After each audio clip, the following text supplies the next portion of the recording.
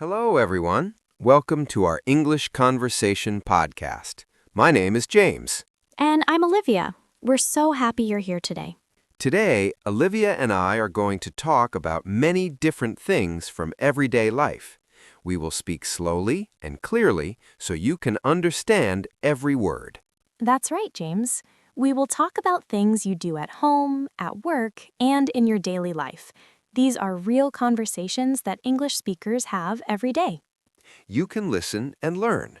You can also pause and repeat after us. This will help you practice speaking English. Are you ready to start? Let's begin with our first topic. Topic 1. Coming back home. Olivia, our first topic today is about coming back home. Everyone comes home after work or school, right? Yes, exactly. Coming home is something we all do every single day. Let me tell you about my evening yesterday. I came home from work at 6 o'clock. Oh, 6 o'clock. That's a good time. What did you do when you got home? Well, first I opened the door with my key. Then I took off my shoes. I always take off my shoes when I come inside. That's a good habit, James. Taking off your shoes keeps the house clean. What did you do next? After that, I hung up my coat. I hung my coat in the closet near the door. Then I went to the kitchen because I was very hungry. I understand. After a long day at work, everyone feels hungry. Did you make dinner? Not right away. First, I washed my hands. Washing your hands when you come home is very important. It keeps you healthy. You're absolutely right about that. So you washed your hands, and then what? Then I looked in the refrigerator. I wanted to see what food I had. I found some chicken and vegetables. That sounds like a healthy dinner. Did you cook the chicken and vegetables? Yes, I did. I cooked them in a pan on the stove. It took about 30 minutes. While the food was cooking, I changed my clothes. I put on comfortable clothes. That's smart, James. I do the same thing. When I come home, I always change into comfortable clothes. It helps me relax after work. Exactly. After I changed my clothes, my dinner was ready. I ate dinner, and then I watched some television. It was a nice, relaxing evening. That sounds perfect. Coming home should feel good. It's your time to rest and relax. Takeaway. When you come home, you can say, I got home at 6 o'clock, or I came home after work. Remember to use these phrases. I took off my shoes, I hung up my coat, and I changed my clothes. You can say, my parents need some alone time, or they're having a special evening together. Topic 2. Mom and Dad's date night. Olivia, let's talk about something special now. Do you know what a date night is? Oh, yes. A date night is when a married couple goes out together, just the two of them. They spend time together without their children. That's exactly right. My mom and dad had a date night last Saturday. It was very nice for them. How wonderful. Where did they go on their date night? They went to a restaurant downtown. It's their favorite Italian restaurant. They love the pasta there. Italian food is delicious. Did your parents dress up for their date? Yes, they did. My mom wore a beautiful blue dress. My dad wore a nice shirt and pants. They looked very happy. I bet they did. When parents have date night, they remember why they fell in love. It's important for couples to spend time together. You're right, Olivia. My mom told me they talked for 2 hours at the restaurant. They talked about their work, their dreams, and their memories together. That's so romantic. 2 hours of just talking and enjoying each other's company? Did they do anything else after dinner? After dinner, they went for a walk in the park. The weather was perfect. It wasn't too hot, and it wasn't too cold. A walk in the park after dinner sounds lovely. Walking together is a great way to talk and relax. My mom said it was the best evening they had in months. She came home smiling. My dad was smiling too. That makes me happy to hear, James. Every couple needs date nights. It keeps their relationship strong and healthy. I agree completely. When I get married someday, I want to have date nights with my wife too. That's a wonderful goal. Date nights show that you care about your relationship. They show that your partner is important to you. Takeaway. Remember these phrases.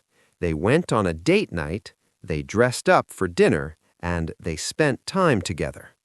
You can say, my parents need some alone time, or they're having a special evening together. Topic 3. Mom made my favorite cookies. Olivia, I have a question for you. What's your favorite food that your mom makes? Oh, that's easy to answer. My favorite food is my mom's chocolate chip cookies. They are the best cookies in the world. Chocolate chip cookies. Those are my favorite too. What makes your mom's cookies so special? Well, my mom uses a secret recipe. She learned it from my grandmother. The cookies are soft in the middle and a little bit crunchy on the outside. That sounds perfect. When does your mom make these cookies? She makes them on special occasions. She made them last week because it was my birthday. The whole house smelled amazing. What a wonderful birthday treat. The smell of fresh cookies is one of the best smells in the world.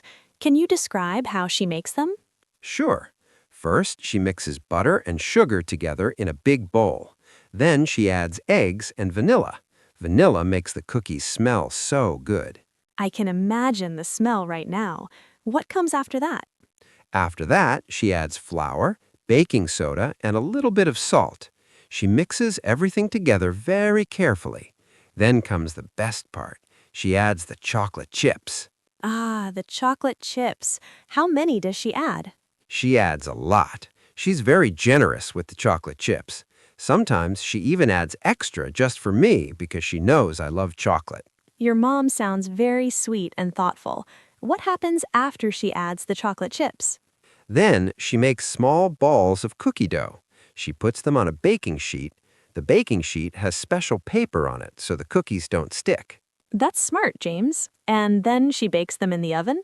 Yes, she bakes them for about 12 minutes at 350 degrees Fahrenheit. When they come out, they're golden brown and perfect. How long do you have to wait before you can eat them? My mom says I should wait 5 minutes so they can cool down, but honestly, Olivia, I usually can't wait that long. I eat them when they're still warm. I don't blame you at all. Warm cookies fresh from the oven are the absolute best. Did you help your mom make the cookies? I did. I helped her add the chocolate chips and make the cookie balls. It was fun to bake together with my mom. We talked and laughed while we were baking. That's what makes it so special, James. It's not just about the cookies. It's about spending time together and making happy memories. Takeaway. Use these phrases. My mom made my favorite cookies. She uses a secret recipe. The cookies smell amazing, and I helped her bake. You can also say, they're still warm from the oven, or these cookies are homemade. Topic 4. Project deadline on Friday.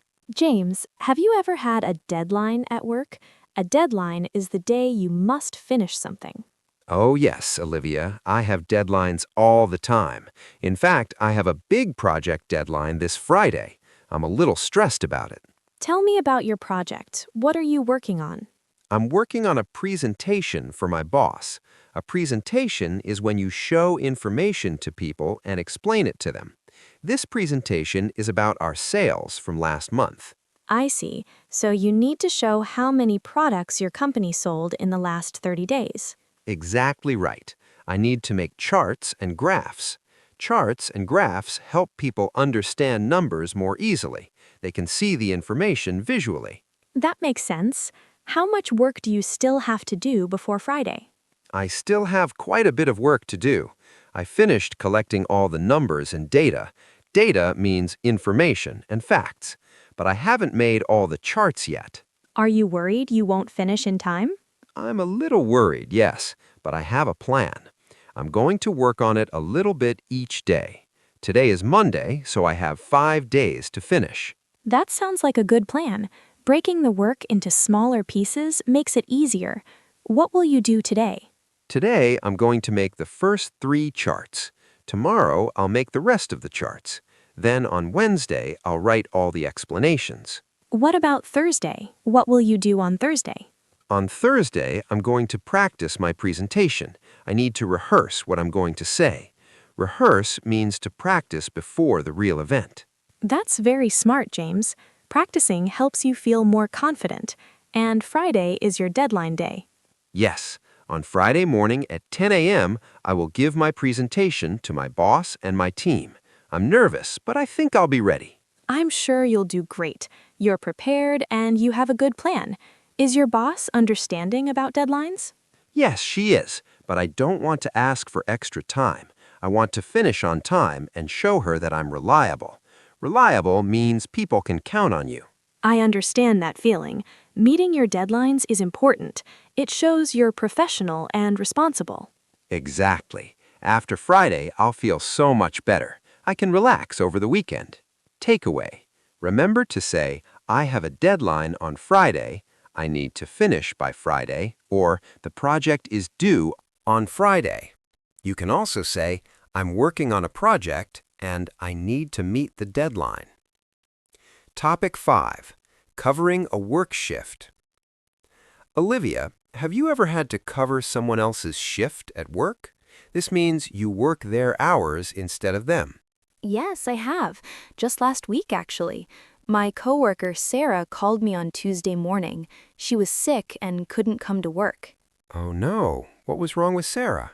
She had a bad cold. She was coughing and sneezing. She had a fever, too. She definitely needed to stay home and rest. I agree. When you're sick, you should stay home. You need to get better, and you don't want to make other people sick. What did Sarah ask you? She asked me if I could cover her shift. She said she was very sorry to ask, but she really couldn't work that day. What did you say? Did you agree to cover her shift? At first, I hesitated. Hesitated means I wasn't sure what to do. I already had plans for that evening. I was going to meet my friend for dinner. That's a difficult decision. You wanted to help Sarah, but you also had your own plans. What did you decide? I decided to help Sarah. I covered her shift. I knew Sarah would do the same thing for me if I was sick. That's what good coworkers do. They help each other. That was very kind of you, Olivia. What about your dinner plans with your friend? I called my friend and explained the situation. I told her that my coworker was sick and I needed to work. My friend understood completely. We moved our dinner to the next night instead. Your friend sounds very understanding. So you went to work and covered Sarah's shift. How was it? It was actually okay. Sarah's shift was from 2 o'clock in the afternoon until 10 o'clock at night.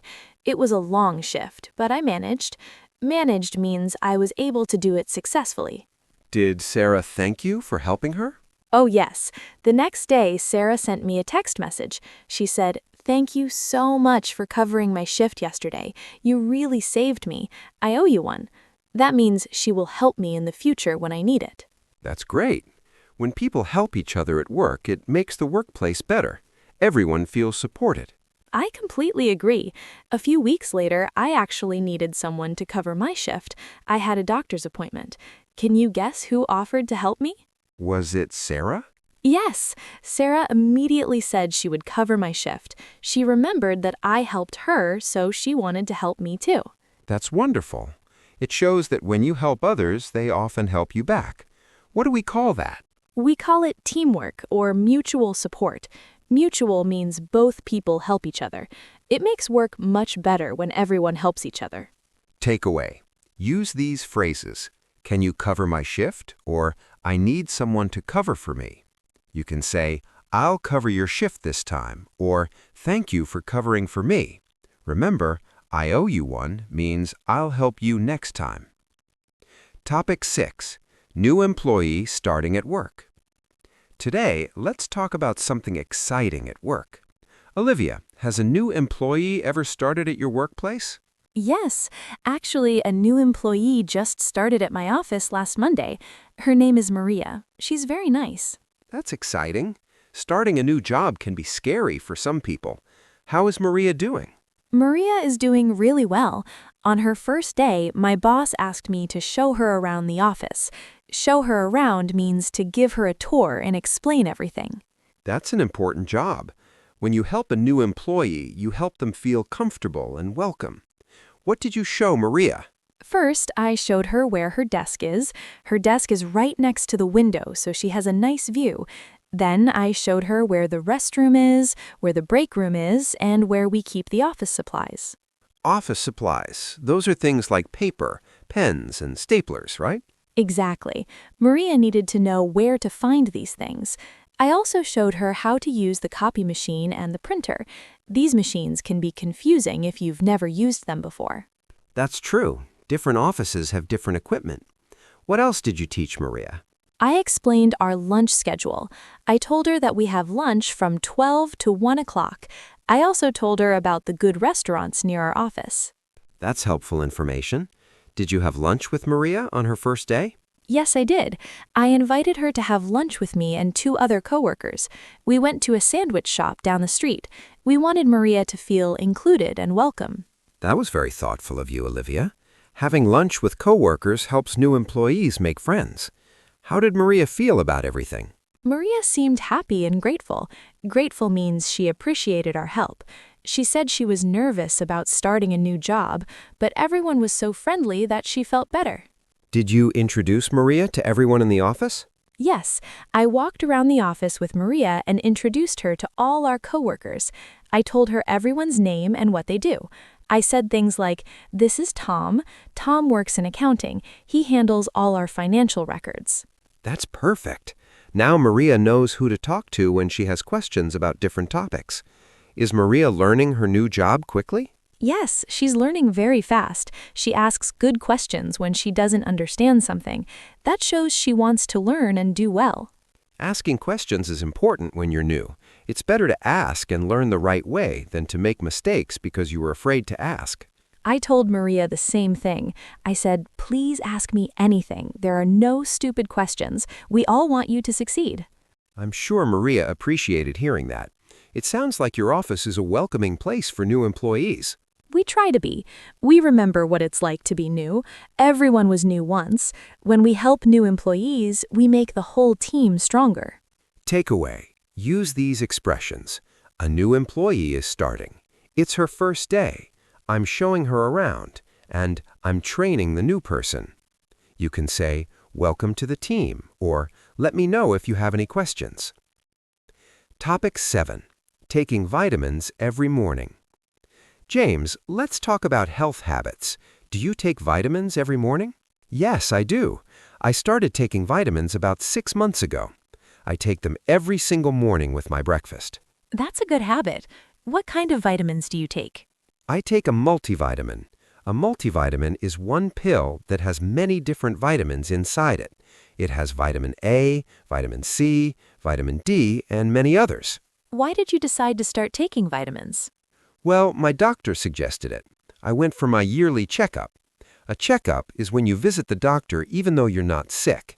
The doctor checks your health to make sure everything is okay. Regular checkups are very important. What did your doctor say? My doctor did a blood test. The blood test showed that my vitamin D level was low. Vitamin D comes from sunlight, but sometimes we don't get enough sun, especially in winter. That's true. Many people have low vitamin D in winter. What else did your doctor say? She said taking vitamins would help me feel more energetic. Energetic means having more energy and feeling less tired. She also said vitamins help keep my immune system strong. Your immune system is what fights off illness and keeps you healthy. That's very important. When do you take your vitamins? I take them right after I eat breakfast. It's important to take vitamins with food. If you take them on an empty stomach, they might make you feel sick. That's good advice. What do you eat for breakfast? Usually, I eat oatmeal or cereal with fruit. Sometimes I make eggs and toast. After I finish eating, I take my vitamin with a glass of water. Do you ever forget to take your vitamins? Sometimes I do forget, yes. When that happens, I take them later in the day with lunch, but I try to remember every morning. I keep my vitamins right next to the coffee maker, so I see them when I make my morning coffee. That's a smart strategy. Keeping them in a place where you'll see them helps you remember. Have you noticed any changes since you started taking vitamins? Yes, actually, I feel less tired during the day. I used to feel sleepy around 3 o'clock in the afternoon. Now I have more energy throughout the whole day. That's wonderful. Are there any other benefits you've noticed? I think I get sick less often now. Last year, I caught a cold 3 or 4 times during winter. This year, I only had one cold. I think the vitamins helped my immune system. It sounds like taking vitamins was a good decision for you, James. Do you think everyone should take vitamins? I think people should talk to their doctor first. Everyone's body is different. What works for me might not be necessary for someone else. The doctor can do tests and give good advice. That's excellent advice. Health decisions should always involve your doctor. They know what's best for your specific situation. Takeaway. Say, I take vitamins every morning. Or, I take them with breakfast. Or, vitamins help me stay healthy. Remember, I need to talk to my doctor about vitamins. And, taking vitamins gives me more energy. Topic 8. Getting enough sleep. Olivia, let's discuss something that everyone needs. Sleep. Do you get enough sleep every night? Well, James, I try to get enough sleep, but it's not always easy. Some nights I sleep well, and other nights I don't. How about you? I used to have trouble sleeping. I would stay awake until midnight or even later. Then I had to wake up early for work. I was always tired. What changed? Did you do something to improve your sleep? Yes, I did. I talked to my doctor about my sleep problems. She gave me some very helpful advice. Now I sleep much better. I'd love to hear this advice. What did your doctor tell you? The first thing she said was that adults need 7 to 9 hours of sleep every night. 7 to 9 hours. That's the healthy amount for most adults. Okay, 7 to 9 hours. What else did she say? She told me to go to bed at the same time every night and wake up at the same time every morning. This helps your body develop a routine. A routine is when you do the same thing at the same time regularly. I've heard that before. Your body likes routines. It helps your internal clock. What time do you go to bed now? I go to bed at 10:30 every night. I wake up at 6:30 every morning. That gives me 8 hours of sleep.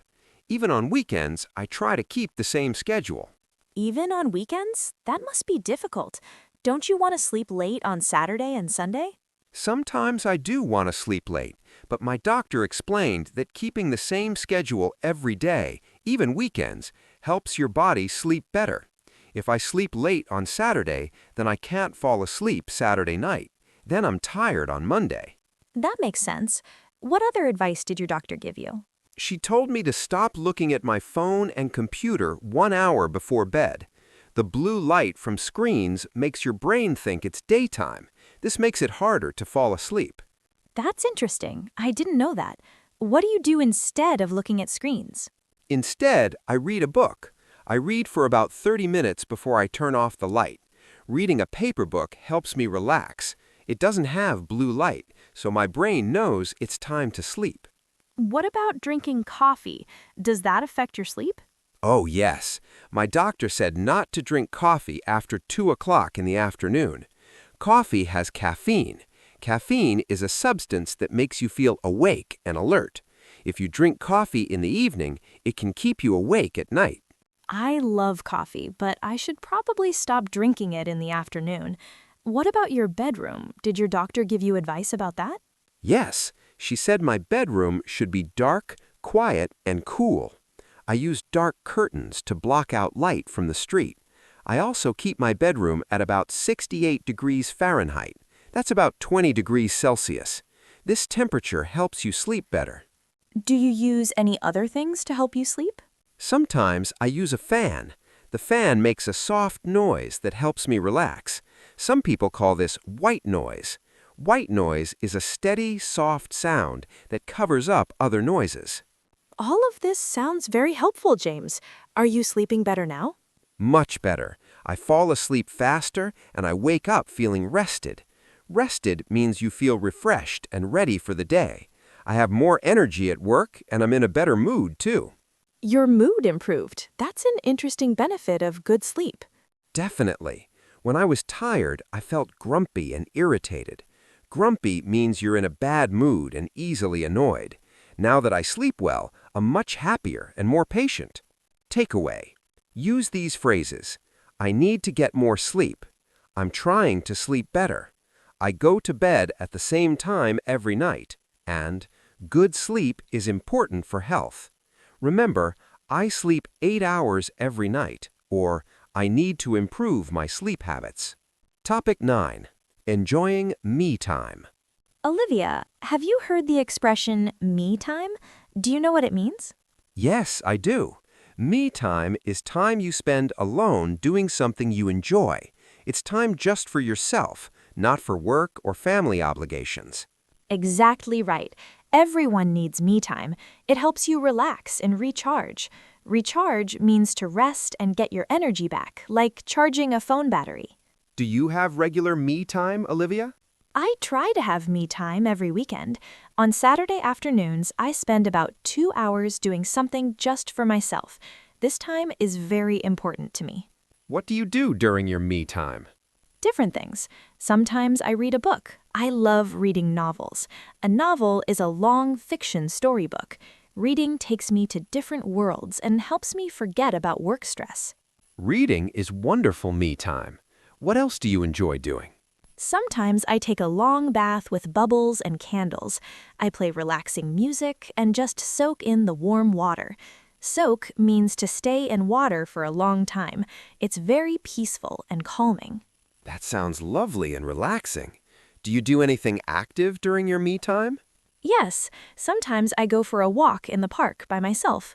I don't bring my phone, I just walk and enjoy nature. I listen to the birds singing and look at the trees and flowers. Walking in nature is excellent me time. I do something similar. On Sunday mornings, I go to a coffee shop by myself. Oh, that sounds nice. Tell me more about that. I go to a small coffee shop near my house. I order a large coffee and a pastry. Then I sit in a comfortable chair by the window and watch people walking by. Just watching people and thinking. No phone, no work. Exactly. No phone, no work, no stress. Sometimes I bring my journal. A journal is a book where you write your thoughts and feelings.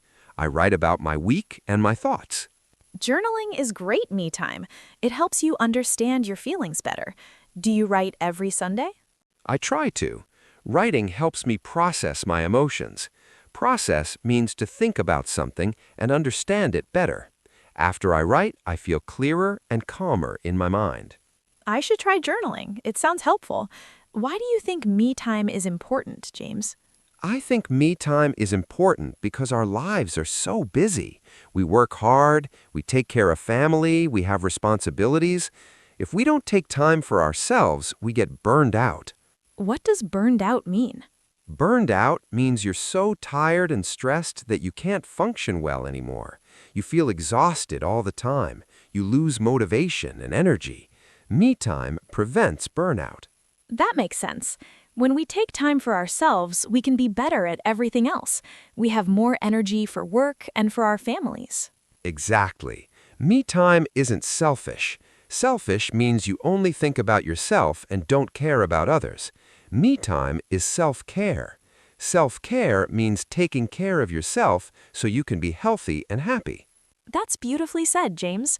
When you're happy and rested, you can give more to the people around you. You're a better coworker, friend, and family member. Yes, my mom taught me this. She said, you can't pour from an empty cup. This means you can't give to others if you have nothing left to give. You need to fill your own cup first with me time. Your mom is wise. I think everyone listening should schedule some me time this week.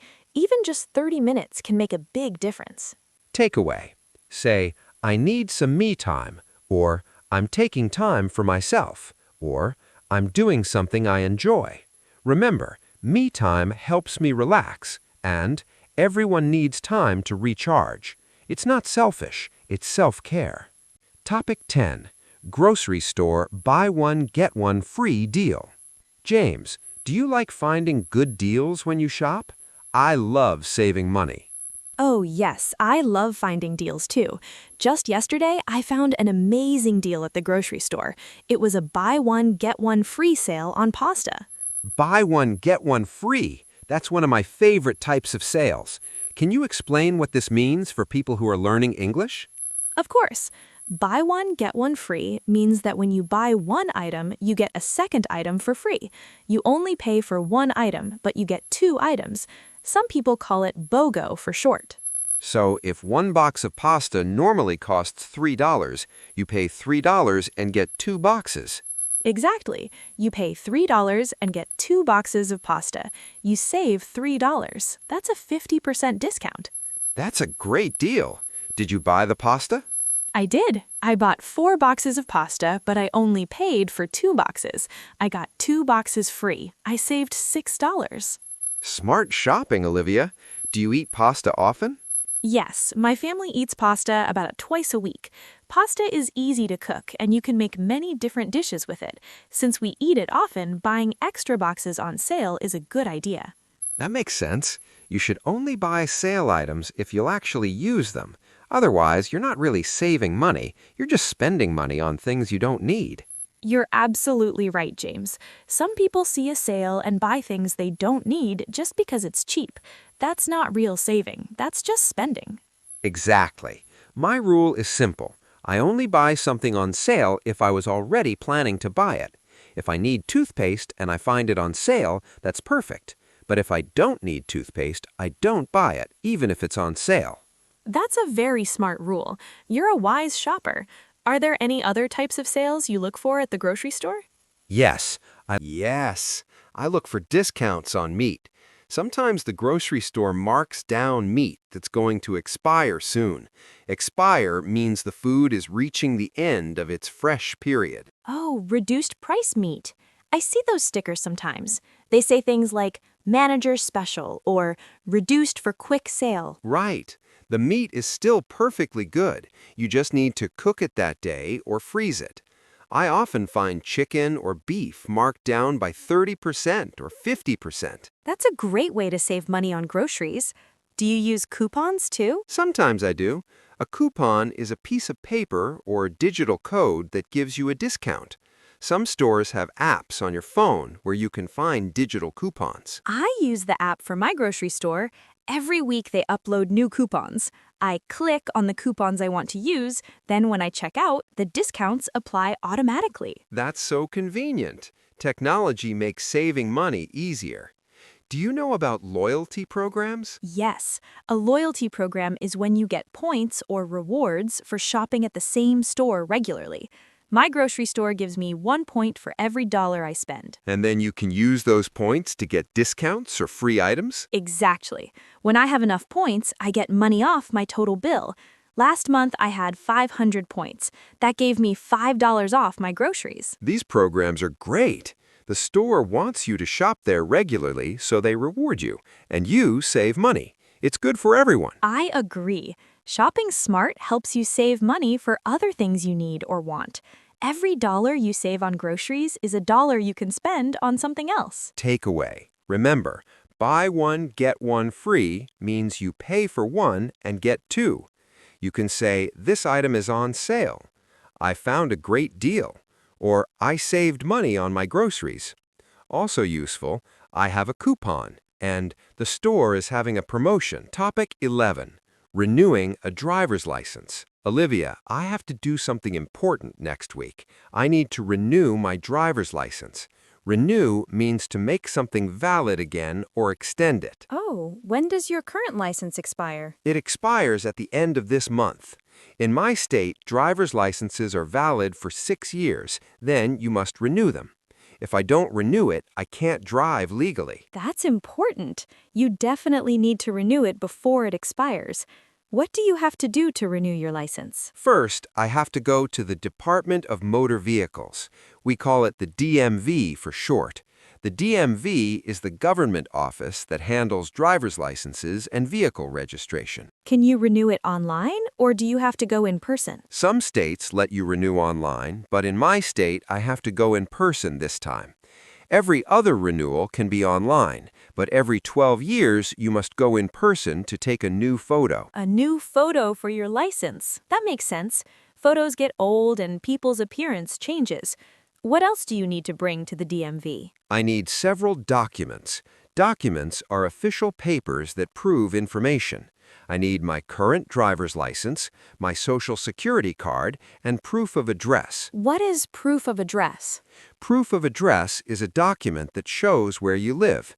It can be a utility bill, like an electric bill or water bill. It can also be a bank statement. The document must have your name and your current address on it. I see. These documents proves your identity. Do you need to take a test again? No, thank goodness. When you renew your license, you usually don't have to take the driving test again, but I do have to take a vision test.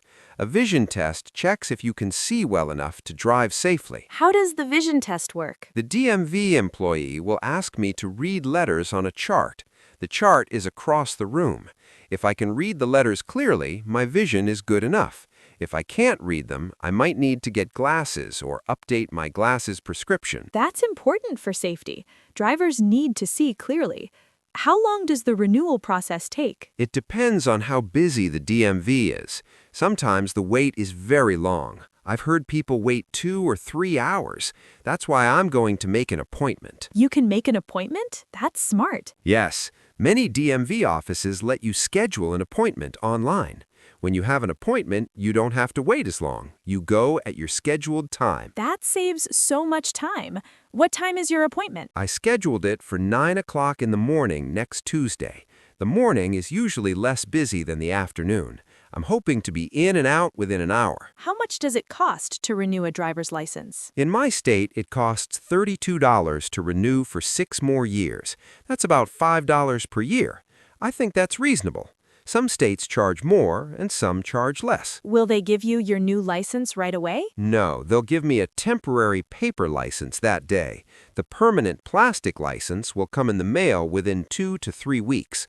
The permanent license has my new photo and updated information. Make sure you don't lose that temporary license.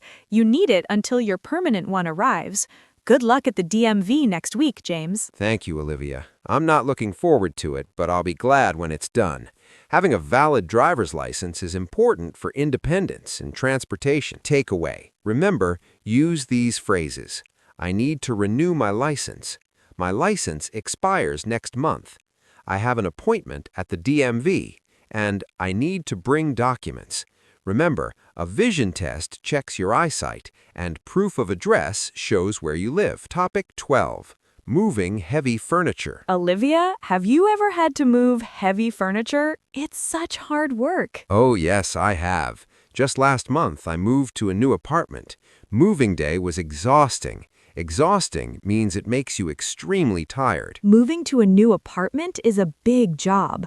Did you hire professional movers or did you do it yourself? I did it myself with help from my friends. Professional movers are expensive. They can cost several $100s. I wanted to save money, so I asked my friends to help me. It's great to have friends who will help you move. What was the hardest thing to move? The hardest thing was my couch. A couch is a large, soft piece of furniture where people sit. It's also called a sofa. My couch is very heavy, probably about 150 pounds, which is about 68 kilograms. That's very heavy. How many people did it take to move the couch? It took 3 people. My friend Mike and I held the bottom, and my friend David guided it from the front.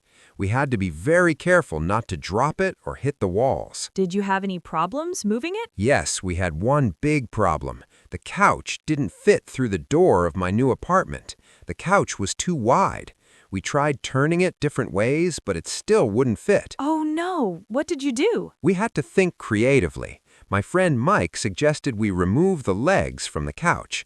Most couches have legs that screw off. We used a screwdriver and removed all 4 legs. Did that help? Yes. After we removed the legs, the couch was a little shorter. We were able to tilt it at an angle and squeeze it through the door. It barely fit. We were so happy when we finally got it inside. That was smart thinking. What about other furniture? Was anything else difficult to move? My bed frame was also challenging. A bed frame is the metal or wood structure that holds your mattress. It's very awkward to carry because of its shape. Awkward means it's difficult to hold or handle because of the size or shape. Did you take the bed frame apart first? Yes, we disassembled it. Disassemble means to take something apart into pieces. The bed frame had screws and bolts holding it together. We took all the pieces apart, moved them separately, and then put it back together in my new bedroom. That sounds like a lot of work. How long did the whole moving process take? We started at 8 o'clock in the morning and finished at 6 o'clock in the evening. That's 10 hours. We loaded everything into a rental truck, drove to the new apartment, and unloaded everything. 10 hours. You must have been sore the next day. Sore means your muscles hurt because you used them a lot. I was so sore. My back hurt, my arms hurt, and my legs hurt. I took a hot shower and rested for the whole next day. My friends were sore too. How did you thank your friends for helping you move? I bought them pizza and drinks while we were working. After we finished, I took them all out to dinner at a nice restaurant. And I also told them that I would help them if they ever need to move. That's the right thing to do. When friends help you with a big job, you should show your appreciation. Appreciation means you're thankful and grateful. Exactly.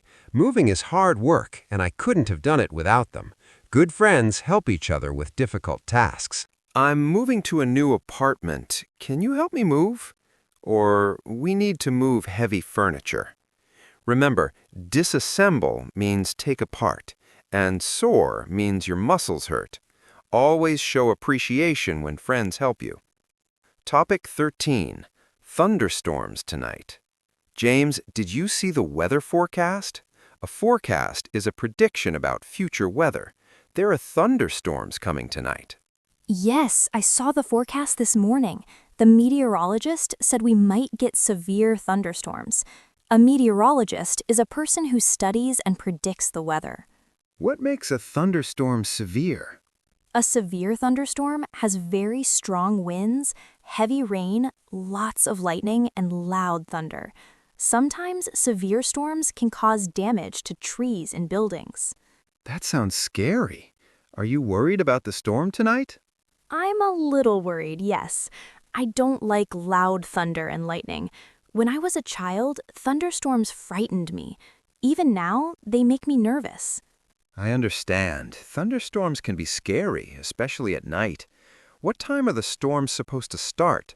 The forecast says the storms will begin around 8 o'clock tonight and continue until midnight. That's 4 hours of storms. What should people do to prepare for a thunderstorm? There are several things you should do. First, bring any outdoor furniture inside. Strong winds can blow furniture around and damage it.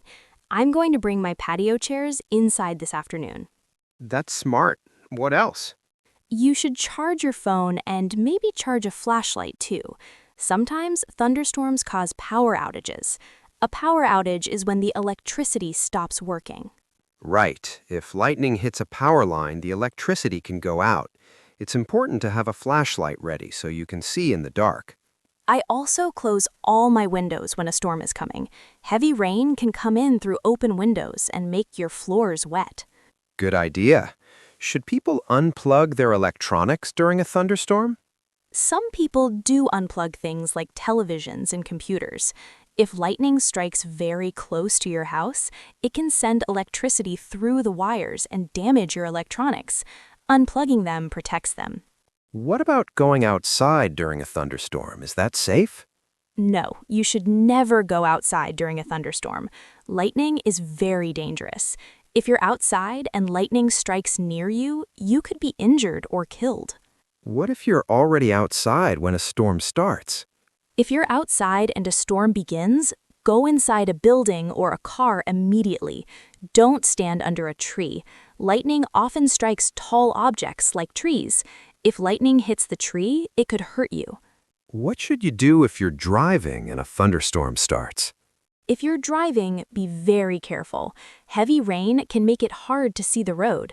You should turn on your headlights and drive slowly. If the rain is too heavy, pull over safely and wait for the storm to pass. Are there any other dangers from thunderstorms? Yes, sometimes thunderstorms produce hail. Hail is balls of ice that fall from the sky. Hail can damage cars and windows. If there's hail, stay inside and don't go near windows. This is all very helpful information. I'll make sure I'm prepared for tonight's storms. I'll charge my phone, close my windows, and stay inside. That's perfect, James. After the storm passes, you can check your property for any damage. Check for fallen tree branches or other problems. I hope everyone stays safe during the storms tonight. Thunderstorms are powerful forces of nature. We need to respect them and take proper precautions. Takeaway. Remember to say, there's a thunderstorm coming. The weather forecast predicts storms, and I need to prepare for the storm. Safety phrases. Stay inside during thunderstorms. Don't stand under trees, and unplug electronics. Be safe. Topic 14. Adopting a rescue puppy. Olivia, I have exciting news. I'm thinking about adopting a puppy. A puppy is a baby dog. That's wonderful news, Olivia. Do you want to buy a puppy from a breeder, or are you going to adopt from a shelter? I want to adopt from an animal shelter. A shelter is a place that takes care of dogs and cats that don't have homes. These are called rescue animals. That's very kind of you. Adopting a rescue dog gives a homeless animal a loving home. Why did you decide to adopt instead of buy? There are many reasons. First, there are so many dogs in shelters that need homes. Second, adopting is usually less expensive than buying from a breeder. Third, I want to help a dog in need. Those are all excellent reasons. Have you visited the shelter yet? Yes, I went last Saturday. The shelter has so many dogs. There are big dogs, small dogs, puppies, and adult dogs. All of them need loving homes. Did any particular dog catch your attention? Catch your attention means something made you interested or notice it. Yes, I saw the sweetest puppy. She's a mixed breed. Mixed breed means she's a combination of different types of dogs. She's about 4 months old. What does she look like? She has brown and white fur. She has big brown eyes and floppy ears. Floppy means her ears hang down instead of standing up. She's absolutely adorable. Adorable means very cute and lovable. That sounds beautiful. What's her personality like? She's very friendly and energetic. When I met her, she wagged her tail and licked my hand. Wag means to move back and forth. Dogs wag their tails when they're happy. She seemed to like me. That's a good sign. Did the shelter tell you anything about her history? History means her background or past. Yes, they told me her sad story. She was found on the street when she was very young. She didn't have a mother or a home. Someone brought her to the shelter so she could be safe and cared for. Poor puppy. But she's lucky that someone found her and brought her to safety. What happens next in the adoption process? The shelter wants to make sure I can take good care of a dog. They asked me many questions. They asked if I have a yard, if I have other pets, and if I have enough time to care for a dog. Those are important questions. Dogs need space to run, time for walks, and attention from their owners. What did you tell them? I told them I have a small yard with a fence.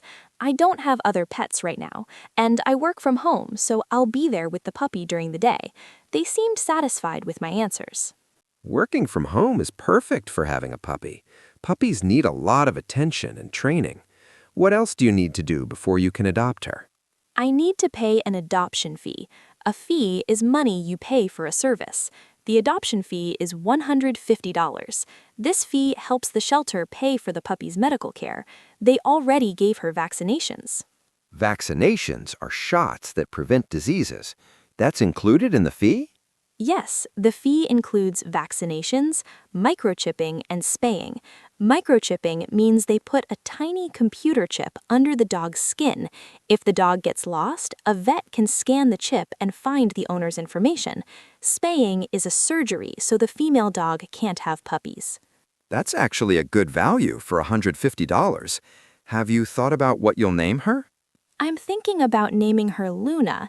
Luna means moon in Spanish. Her white fur reminds me of moonlight. Luna is a beautiful name. When can you bring her home?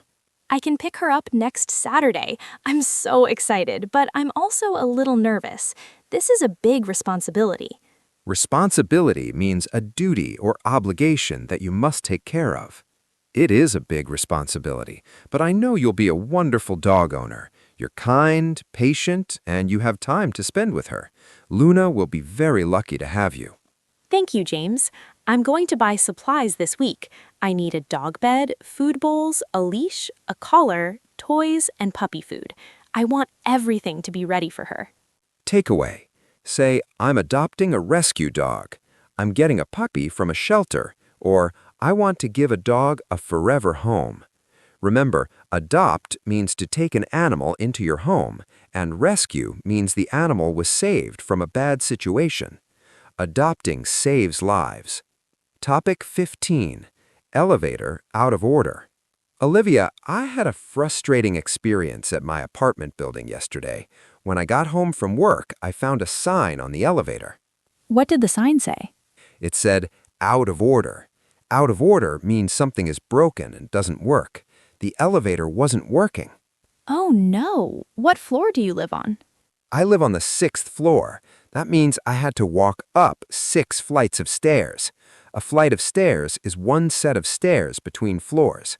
6 flights? That's a lot of stairs. Were you carrying anything? Yes, that's the worst part.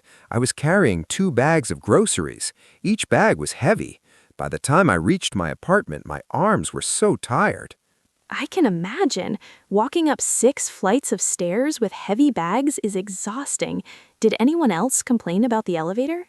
Yes, I saw my neighbor, Mrs. Chen, in the hallway. She's 75 years old. She was very upset because she can't easily climb stairs. The stairs are difficult for elderly people. That's true. Elderly means older people. Climbing stairs can be hard for them, especially many stairs. Did Mrs. Chen make it to her apartment? Yes, but she had to stop and rest several times. I helped her carry her bags. I felt bad for her. She lives on the 5th floor. That was kind of you to help her.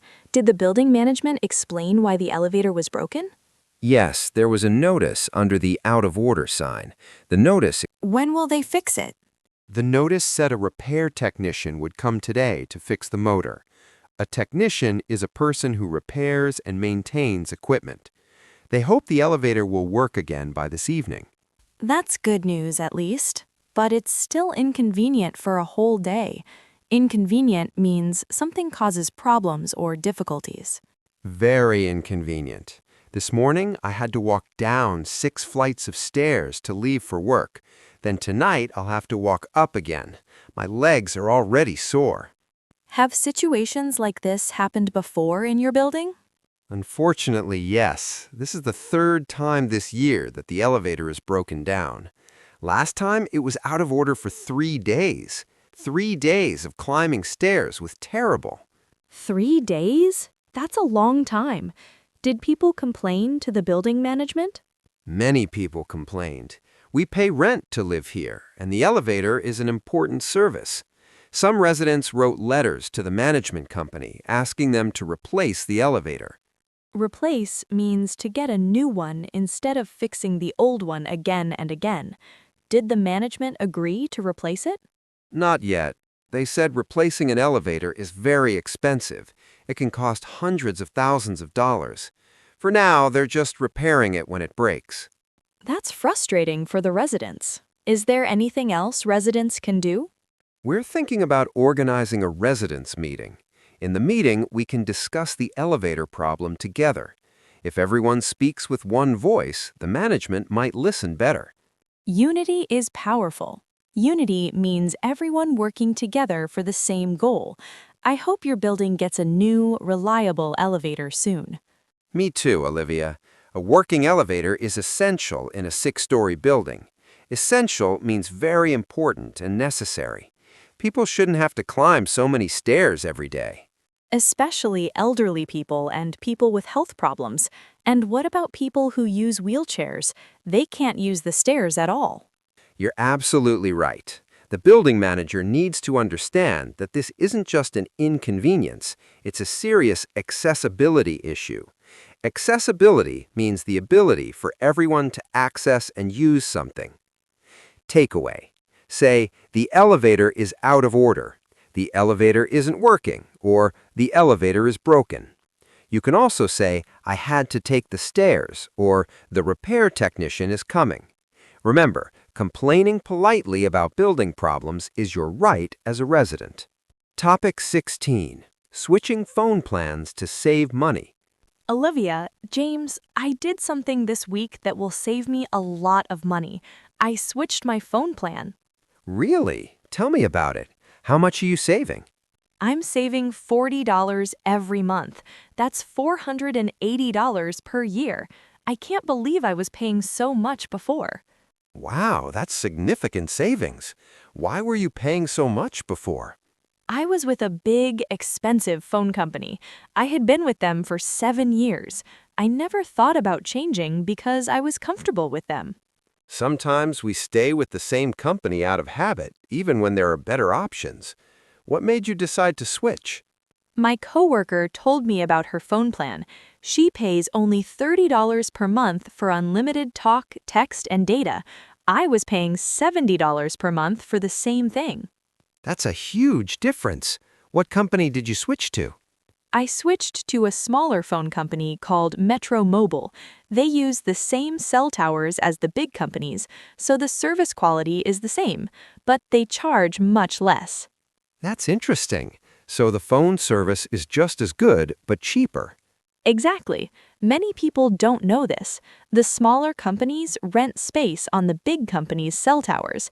They can offer lower prices because they have fewer stores and less advertising. That makes sense. How did you switch? Was it complicated? It was easier than I expected. First, I went to the Metro Mobile website and looked at their plans. I chose the plan I wanted. Then I called my old phone company to get my account information. I needed my account number and a PIN number. A PIN is a personal identification number. It's like a password. This information lets you transfer your phone number to the new company. You got to keep your same phone number? Yes, keeping your number is called porting your number. The new company handles all the technical work. I just gave them my information and they transferred everything. How long did the transfer take? The whole process took about 2 hours. My old service stopped and my new service started. There were a few minutes where my phone didn't work at all, but then the new service activated. Did you have to buy a new phone? No, and that's another good thing. My old phone works with the new company. Before I switched, I checked the Metro Mobile website. They have a tool that tells you if your current phone will work with their service. That's convenient. What about your old company? Did they try to convince you to stay? Oh, yes. When I called to cancel my service, the customer service representative offered me a discount. She said she could reduce my bill by $15 per month if I stayed. What did you say? I said no thank you. Even with the discount, I would still pay $55 per month. That's still $25 more than my new plan. Plus, I was frustrated that they never offered me a discount before. They only offered it when I was leaving. That's a common problem with phone companies. They give great deals to new customers, but long-time customers pay more. It doesn't seem fair. Exactly. That's why people should shop around every year or two. Shop around means to compare prices at different stores or companies. You might find a much better deal. Are you happy with your new phone service so far? Very happy. This service works perfectly. My calls are clear, my texts go through, and my internet is fast. I'm getting the same quality for almost half the price. You're inspiring me, Olivia. Maybe I should check my phone bill tonight and see if I can save money like you did. How would someone know if they're paying too much? First, look at your monthly bill and see how much you're paying. Then go online and search for best phone plans or cheap phone plans. Compare what you're paying to what other companies charge. And if I find a better deal, I can switch just like you did? Yes, most people can switch companies easily. Just make sure you're not under a contract. A contract is an agreement to stay with a company for a specific time, usually 2 years. What if someone is still under contract? If you're under contract, you might have to pay a cancellation fee to leave early. A cancellation fee is a penalty for ending your service before the contract ends. Check your contract to see if you have one. But many phone plans now don't require contracts. My new plan has no contract. I can leave anytime without paying a fee. That gives me freedom to switch again if I find something better. That's smart, Olivia. Thank you for sharing this information. I'm definitely going to look at my phone bill tonight and see if I can save money like you did. I'm switching phone plans, I want to save money on my phone bill, or I'm comparing different phone companies. Remember, porting means keeping your same number, and shop around means compare prices. Check your bill regularly and don't be afraid to switch for a better deal.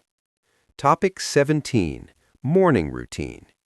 James, let's talk about something everyone does, a morning routine. A routine is a series of actions you do regularly, usually in the same order. Great topic, James. Morning routines are so important. How you start your day affects how the rest of your day goes. Tell me about your morning routine. Okay, my alarm clock goes off at 6 o'clock every morning. When I hear the alarm, I don't get up immediately. I press the snooze button. The snooze button. Many people do that. Snooze gives you 10 more minutes of sleep. Do you snooze once or multiple times? I'm a little embarrassed to admit this, but I usually snooze 3 times. That means I actually wake up at 6:30, not 6 o'clock. Don't feel bad, many people snooze. But sleep experts say it's better to set your alarm for the time you really want to wake up. Snoozing interrupts your sleep cycle. You're right. I should probably set my alarm for 6:30 from the beginning. After I finally get out of bed, what do you think I do first? Do you go to the bathroom? Yes. First, I go to the bathroom. Then, I brush my teeth. Brushing my teeth in the morning makes my mouth feel fresh and clean. I brush for 2 full minutes. 2 minutes is perfect. Dentists recommend brushing for 2 minutes. Do you shower in the morning or at night? I shower in the morning. The warm water helps me wake up completely. I feel sleepy and groggy before my shower, but after my shower, I feel alert and ready for the day. Groggy means tired and not fully awake. I'm the same way. I need a morning shower to wake up.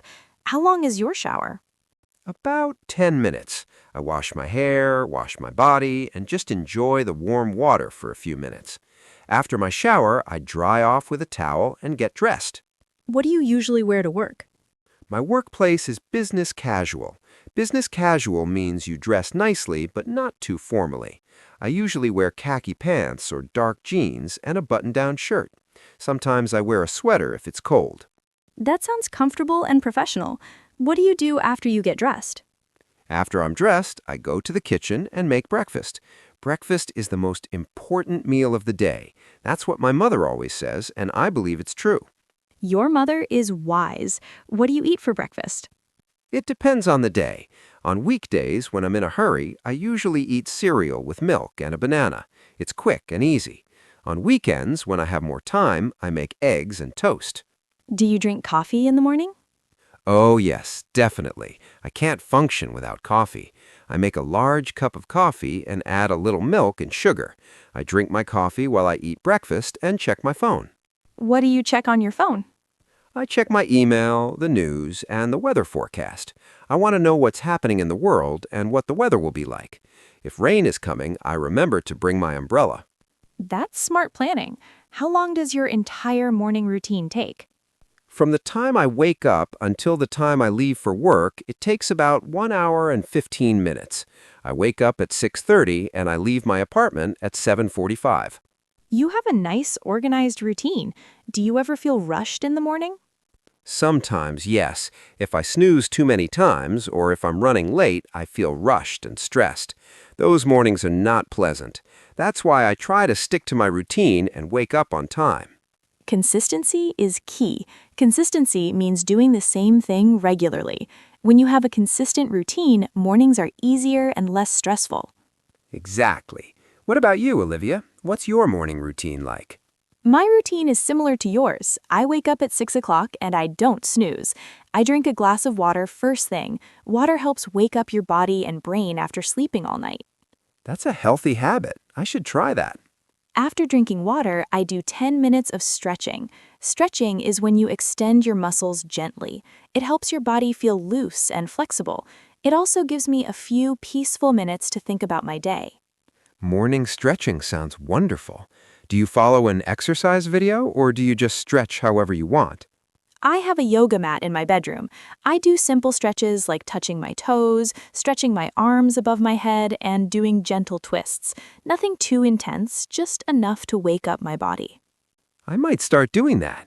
What do you do after stretching? Then I shower, get dressed, and make breakfast, just like you. For breakfast, I usually have oatmeal with berries and a cup of green tea. I prefer tea to coffee.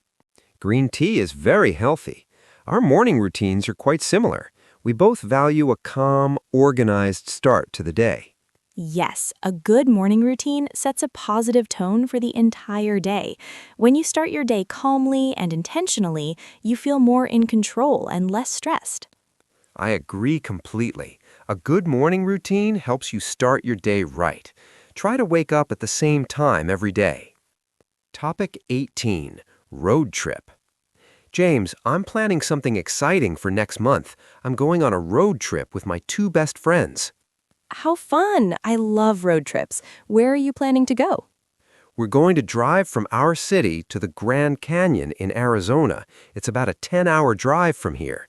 We'll drive for 3 days, stop at interesting places along the way, and then spend 2 days at the Grand Canyon. That sounds like an amazing adventure. A 10-hour drive is quite long. Are you going to drive straight through, or will you make stops? We're definitely making stops. Driving for 10 hours without stopping would be exhausting and boring. We plan to stop at several interesting cities and landmarks along the way. Smart idea. What's your first stop? Our first stop will be Santa Fe, New Mexico. Santa Fe is famous for its art galleries, Native American culture, and beautiful adobe buildings. Adobe buildings are made from clay and straw bricks. They look very unique and beautiful. I've seen pictures of Santa Fe. It looks beautiful. How long will you stay there? We'll stay one night.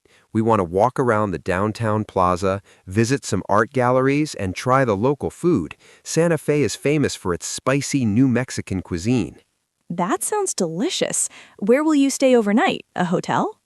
We're going to stay at different types of places to save money and make the trip more interesting. In Santa Fe, we booked a hostel. A hostel is a budget accommodation where you share a room with other travelers. It's cheap and a good way to meet new people. That's a fun way to travel. What about your second stop? After Santa Fe, we'll drive to Flagstaff, Arizona. Flagstaff is a mountain town near the Grand Canyon. We'll spend one night there. From Flagstaff, it's only an hour and a half drive to the Grand Canyon. Perfect location. Where will you stay in Flagstaff? We go into camp. There's a campground near Flagstaff where we can pitch our tent. Pitch a tent means to set up a tent. We'll sleep under the stars and cook our food over a campfire. Camping is such a great experience. Have you ever camped before? Yes, I went camping a few times when I was younger with my family.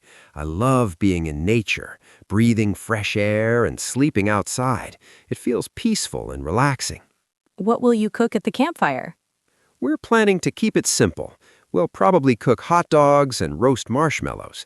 Have you ever roasted marshmallows over a fire?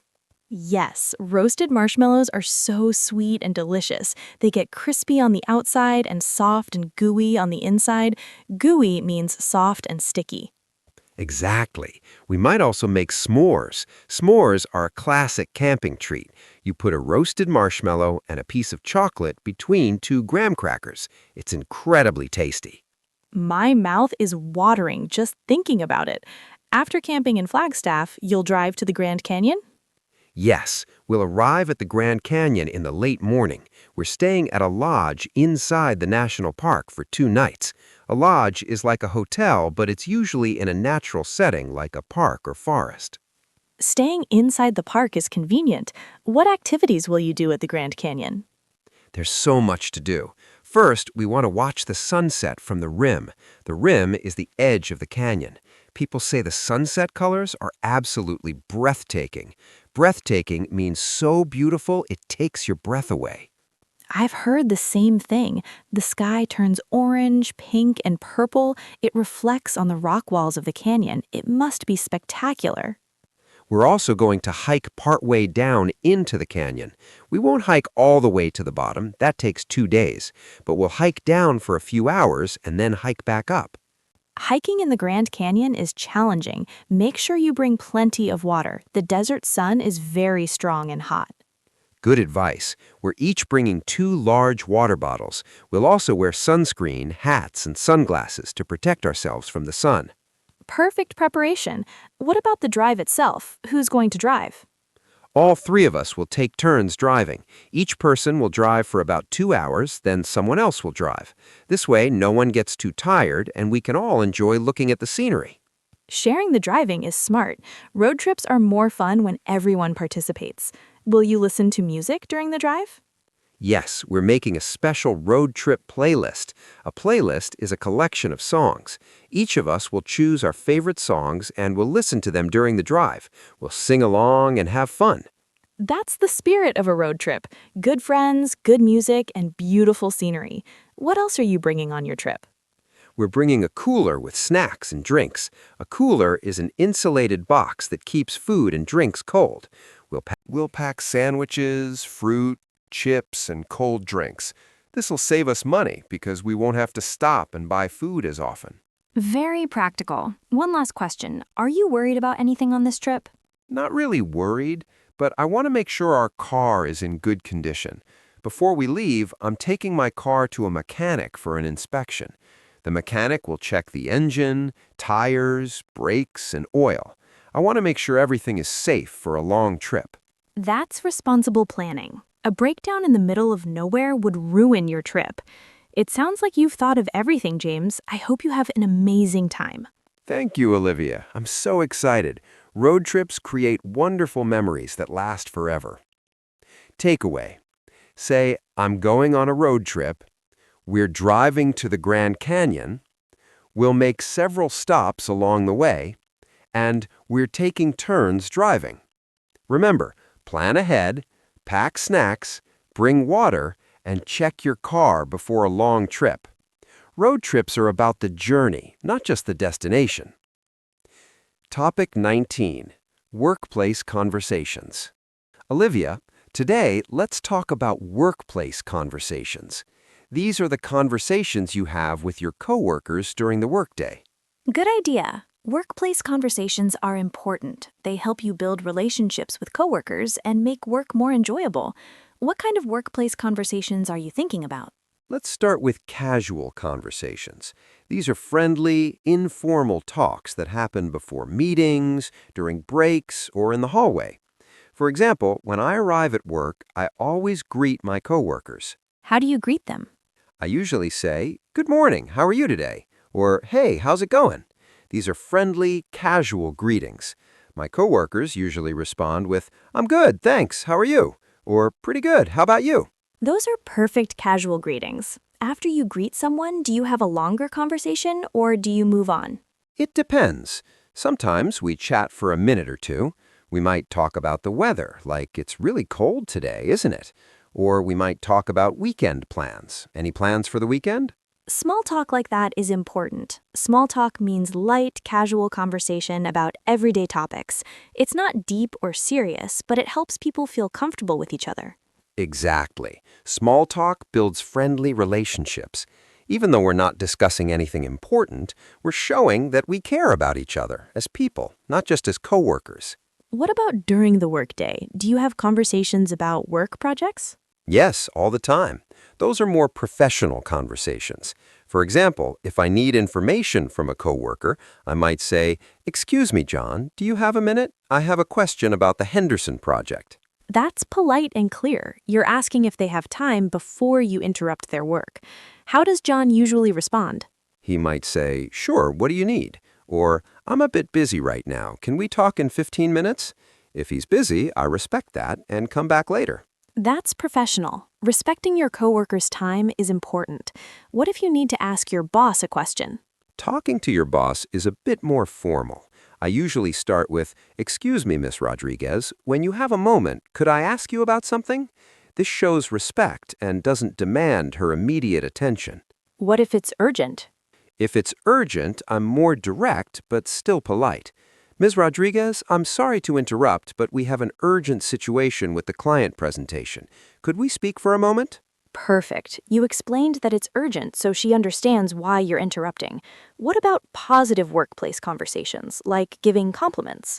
Oh, yes, compliments are wonderful. If a coworker does good work, I tell them. I might say, "Your presentation yesterday was excellent. You explained everything so clearly." That's a genuine, specific compliment. It's better than just saying good job because you mentioned exactly what was good. How do people usually respond to compliments? Most people say, "Thank you, I appreciate that," or "Thanks, I worked hard on it." Sometimes people are modest and say, "Oh, it was nothing," or "I had a lot of help from the team." Being modest means you don't brag or act like you're better than others. That's a good quality. Let's talk about difficult workplace conversations. What if you disagree with a coworker's idea? Disagreeing politely is a skill. I never say, "You're wrong," or "That's a bad idea." Instead, I might say, "I see your point, but I have a slightly different perspective. What if we tried it this way?" That's diplomatic. Diplomatic means handling situations tactfully and politely. You're not attacking their idea, you're offering an alternative. Exactly. Or I might say, "That's an interesting approach. I wonder if we could also consider." So this way, I'm adding to the discussion, not shutting it down. What if someone criticizes your work? If the criticism is constructive, meaning it's meant to help me improve, I listen carefully. I might say, "Thank you for the feedback. You're right. I'll make those changes." That shows you're professional and open to learning. What if someone is rude or unprofessional when they criticize you? If someone is rude, I stay calm and professional. I might say, "I understand there's a concern. Can we discuss this calmly so I can understand what needs to be improved?" I don't let their rudeness make me rude, too. That's mature handling of a difficult situation. What about asking for help at work?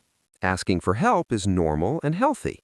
I might say to a coworker, "I'm working on this spreadsheet and I'm stuck. You're really good with Excel. Could you help me figure this out?" That's great. You complimented their skill and clearly explained what you need help with. People usually want to help when you ask nicely. Yes, and when someone helps me, I always say thank you. I might say, "Thank you so much for your help. I really appreciate you taking time to show me." Gratitude is so important. Let's talk about one more situation, saying goodbye at the end of the day. When I leave work, I say goodbye to nearby coworkers. I might say, "I'm heading out. Have a great evening," or "See you tomorrow." Simple and friendly. Do people at your workplace ever socialize outside of work? Sometimes, occasionally, coworkers go out for lunch together or get coffee after work. Building friendships with coworkers makes work more enjoyable. But it's optional. Some people prefer to keep work and personal life separate, and that's okay too. Good point. Everyone has different preferences. The key is being friendly, professional, and respectful to everyone. Takeaway. For workplace small talk, say, "How's your day going? Any weekend plans? Did you watch the game last night?" For work conversations, "Do you have a minute? Could you help me with something? I have a question about the project." Always be polite, professional, and respectful. Topic 20. Lunchtime talk.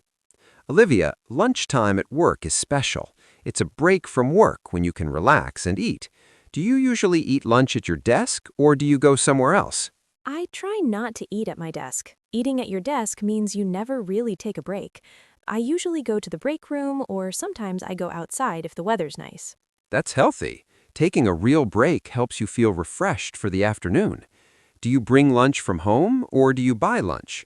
Most days I bring lunch from home. I pack it the night before. Bringing lunch saves money and is usually healthier than buying fast food. What do you typically bring? I usually bring leftovers from dinner.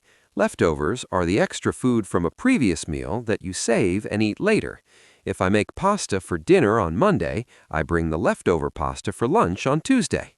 That's efficient. You're making one meal serve two purposes. Do you ever buy lunch out? Yes, maybe once or twice a week. Sometimes I treat myself to lunch at a restaurant or I get takeout. Takeout means food you order from a restaurant but take away to eat somewhere else, not eating inside the restaurant. Where's your favorite place to get takeout? There's a sandwich shop 2 blocks from my office called the Fresh Deli. They make amazing sandwiches with fresh ingredients. My favorite is the turkey and avocado on whole wheat. That sounds delicious. When you go to the fresh deli, do you go alone or with coworkers? Usually with coworkers. Going to lunch with coworkers is a good way to build friendships outside of work tasks. We chat about things that aren't related to work, movies we've seen, books we're reading, plans for the weekend. Those conversations are so important. At work, we're always talking about projects and deadlines. At lunch, we can just be people having a friendly conversation. Exactly. Last week, I had lunch with my coworker Susan. We talked about gardening. I didn't know Susan loves to grow vegetables in her backyard.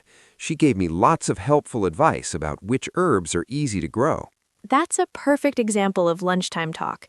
You learned something personal about Susan that you wouldn't learn from work conversations. Did you have anything in common with her?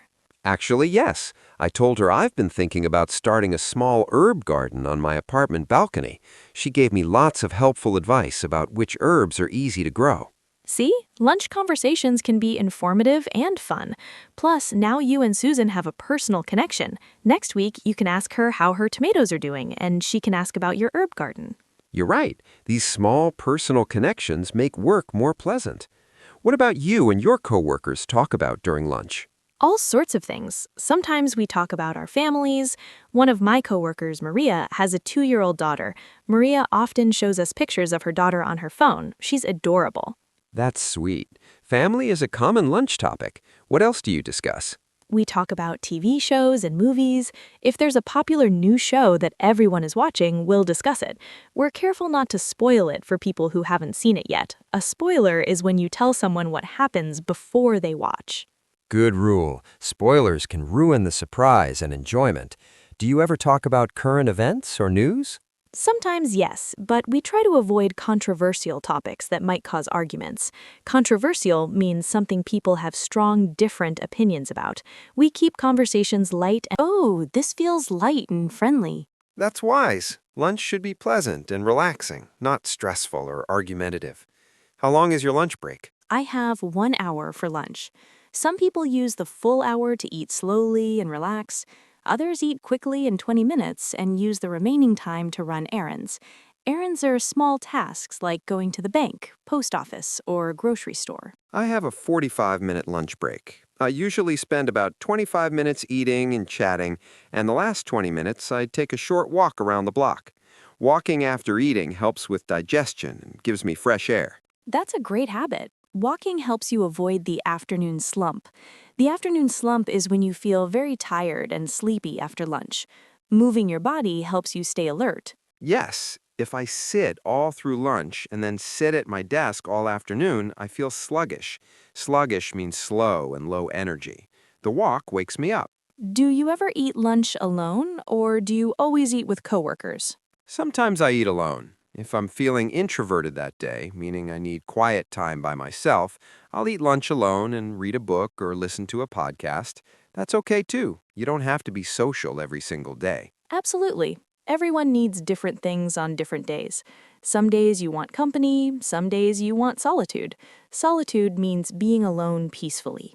One thing I've noticed is that lunchtime conversations help me feel less stressed. Even though we're not talking about work, I go back to my desk feeling more positive and energized. That's the power of social connection. Humans are social creatures. When we connect with others through conversation and laughter, it improves our mood and reduces stress. It makes the whole workday better. I agree completely. Lunch is more than just eating food. It's a break for your mind, a chance to connect with people, and an opportunity to recharge for the afternoon. Takeaway. Say, what are you having for lunch? Do you want to grab lunch together? I brought leftovers from home. Or, let's go to that sandwich shop. Lunch conversations should be light and friendly. Remember, taking a real lunch break helps you work better in the afternoon. Topic 21. Supermarket shopping. James, let's end our podcast today with a very practical topic: supermarket shopping. Everyone needs to buy groceries. Great final topic. I actually enjoy grocery shopping. It's relaxing for me. How often do you go to the supermarket, Olivia? I go once a week, usually on Saturday morning. I like to go early when the store isn't crowded. Fewer people means I can shop faster and the checkout lines are shorter. That's smart planning. What time do you usually go? I try to get there around 8 or 8:30 in the morning. Some supermarkets open at 7 a.m., so by 8 the shelves are fully stocked, but not many people are there yet. Stocked means the shelves are filled with products. Do you make a shopping list before you go? Always. A shopping list is essential. Before I go shopping, I look in my refrigerator and pantry to see what I already have. Then I write down everything I need to buy. The list helps me remember everything and prevents me from buying things I don't need. I do the same thing. Making a list saves time and money. If you just wander around the store without a list, you might forget important items or buy too many snacks and junk food. Exactly. Plus, supermarkets are designed to make you buy more. They put candy and treats near the checkout line to tempt you. Tempt means to make you want something. If you have a list, you can stick to it and avoid impulse purchases. What's an impulse purchase? An impulse purchase is when you buy something suddenly without planning to buy it. For example, you didn't plan to buy cookies, but you see them on the shelf and they look delicious, so you grab them. That's an impulse purchase. I'm guilty of impulse purchases. Sometimes I see ice cream on sale and I can't resist. Resist means to stop yourself from doing something. Ice cream is my weakness. Ice cream is a good weakness to have. Let's walk through a shopping trip. When you arrive at the supermarket, what do you do first? First, I grab a shopping cart. A shopping cart is the metal basket on wheels that you push around to carry your groceries. Some people use a basket if they're only buying a few items, but I usually need a cart because I buy groceries for the whole week. Same here. After getting a cart, where do you go first in the store? I usually start in the produce section. Produce means fresh fruits and vegetables. I buy apples, bananas, lettuce, tomatoes, carrots, whatever fruits and vegetables I need for the week. How do you choose good produce? I look carefully. For fruits, I check that they're not bruised or damaged. Bruised means the fruit has soft brown spots from being dropped or squeezed. For vegetables like lettuce, I look for leaves that are fresh and green, not wilted. Wilted means dried out and droopy. Good tips. After produce, where do you go next? After produce, I go to the dairy section. Dairy products are foods made from milk, like milk, cheese, yogurt, and butter. I always check the expiration date on dairy products. The expiration date tells you when the food will go bad. Checking expiration dates is so important. You want to buy products that will stay fresh for several days. I always choose milk that has the furthest expiration date so it lasts longer. Me too. After dairy, I go to the meat section. I buy chicken, beef, or fish, depending on what I'm planning to cook that week. Meat can be expensive, so I look for sales and discounts. Do you buy fresh meat or frozen meat? Usually fresh meat, but sometimes frozen is a good option. Frozen meat lasts much longer, and it's often cheaper. If I'm not going to cook the meat for a few days, I buy fresh meat and freeze it at home. That's practical. What about other sections like bread, cereal, canned goods? I visit all those sections too. I buy bread, pasta, rice, cereal, and canned items like beans and soup. Canned goods have a very long shelf life. Shelf life means how long a product stays fresh before it expires. The center aisles of the supermarket have all the packaged and canned foods. One trick to healthy shopping is to spend most of your time in the outer edges of the store. The outer edges have fresh foods like produce, meat, and dairy. The center aisles have more processed foods. That's excellent advice. Fresh, whole foods are healthier than processed foods. Processed foods often have lots of salt, sugar, and preservatives. Preservatives are chemicals that make food last longer. After you've gone through all the sections and found everything on your list, what's the next step? Next, I go to the checkout. The checkout is where you pay for your groceries. I look for the shortest line. If there are self-checkout lanes, I sometimes use those. Self-checkout means you scan and bag your own groceries instead of having a cashier do it. Do you like self-checkout? It depends. If I only have a few items, self-checkout is fast and convenient. But if I have a full cart of groceries, I prefer a regular checkout lane with a cashier. It's faster to have someone else scan everything. When you get to the checkout, do you use reusable bags or plastic bags? I try to use reusable bags. Reusable bags are better for the environment. I keep several cloth bags in my car so I don't forget them. If I forget my reusable bags, I have to use the store's plastic bags, but I try to remember. Reusable bags are wonderful. They're sturdier than plastic bags, and you can fit more groceries in them. Plus, you're helping reduce plastic waste. And after paying, I load my groceries into my car and drive home. Then comes the last step, putting away the groceries. I put dairy products in the refrigerator, frozen items in the freezer, and everything else in the pantry. The pantry is a closet or cupboard where you store dry foods. Putting away groceries is the least fun part, but it feels good to have a refrigerator and pantry full of food for the week. Absolutely. And that's the complete supermarket shopping experience from start to finish.